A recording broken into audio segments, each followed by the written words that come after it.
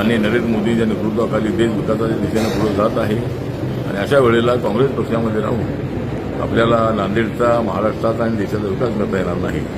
म्हणून त्यांचा निर्णय अत्यंत स्वागतार्ह आहे.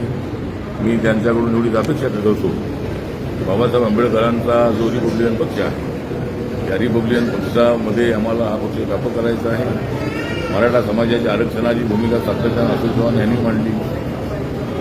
त्याला पाठिंबा देण्याची भूमिका आपण अनेक वेळेला घेतलेली आहे आणि त्या अशोक चव्हाण यांना मी नम्र निवेदन करत आहे. जर आपण आता काँग्रेस पक्ष सोडलेला आहे तर आपण Republican Party of India, Babasaheb Ambedkar, Chhatrapati Shivaji Maharaj, Mahatma Jyotiba Phule, Rajeshri Shahu Maharaj यांच्या विचाराचा जो पक्ष आहे त्या पक्षामध्ये आपण यावं.